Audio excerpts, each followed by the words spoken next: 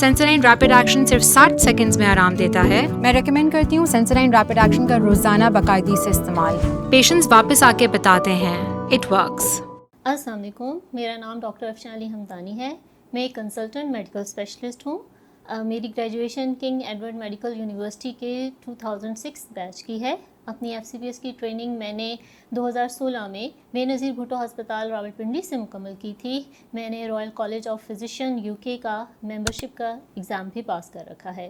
میرا medical field میں تجربہ تقریباً 15 سال کا ہے. آج میں آپ لوگوں کو H. pylori انفیکشن کے بارے میں آگاہی دوں گی جو آج کل بہت عام ہو گیا ہے.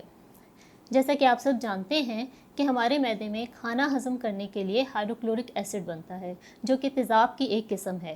اس کے بہت سے فائدے ہیں، جیسے کہ جو جراثیم کھانے کے ساتھ آپ کے معدے میں پہنچتا ہے یہ اس کو مار کر ختم کرتا ہے. ہم فوڈ پوائزننگ سے بچے رہتے ہیں. کھانے میں جو پروٹین ڈائٹ ہم لیتے ہیں اس کو ہضم کرنے میں اہم کردار ادا کرتا ہے. اس کے علاوہ یہ آئرن اور B12 کی ایبزارپشن میں بھی ہیلپ کرتا ہے. نارمل حالات میں ہمارے معدے اور خوراک کی نالی میں کو تیزاب سے بچانے کے لیے ایک جیلی نما مانند حفاظتی تہہ ہوتی ہے. کچھ لوگوں میں یہ تہہ ڈسٹرب ہو جاتی ہے یا پھر تیزاب کی مقدار زیادہ بنتی ہے جس سے تیزاب معدے اور خوراک کی نالی میں زخم اور جلن کا باعث بنتا ہے، جس کو حرف عام میں ایسیڈیٹی یا تیزابیت کہتے ہیں. اب آ جاتے ہیں H. pylori کی طرف. یہ خاص قسم کا بیکٹیریا ہوتا ہے جو دنیا کے 50% لوگوں کے معدے میں نارملی پایا جاتا ہے. اس کے علاوہ یہ خوراک میں یا پانی میں شامل ہو کر بھی ہمارے معدے تک رسائی حاصل کرتا ہے.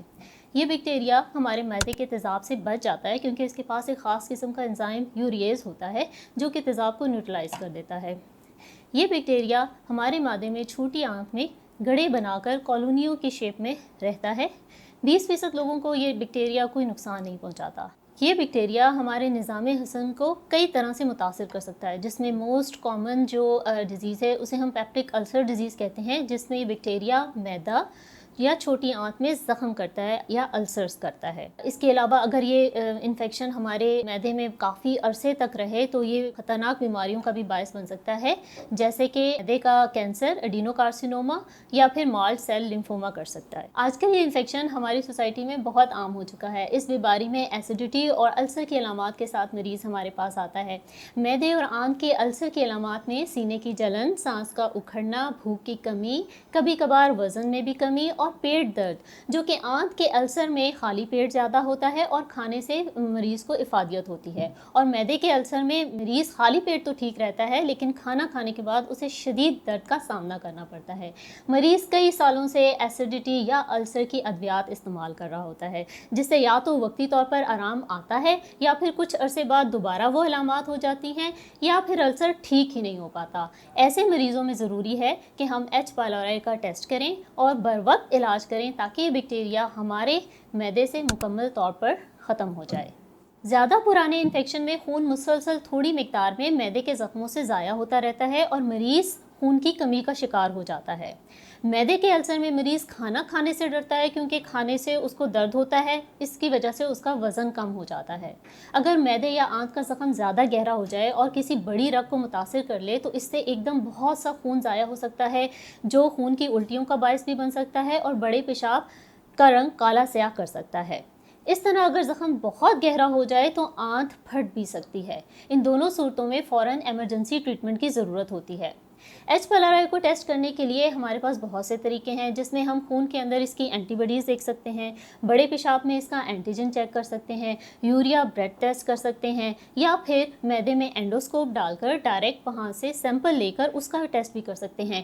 اس طریقے سے ہم معدے کے اندر زخموں کا معائنہ بھی کر سکتے ہیں. اس کا علاج نہایت آسان ہے. اس کے لیے ہم آپ کو خاص قسم کی 2 اینٹی بائیوٹک کا کورس دیتے ہیں 7 دن کے لیے، جس سے یہ بیکٹیریا مکمل طور پر آپ کے معدے سے ختم ہو جائے گا.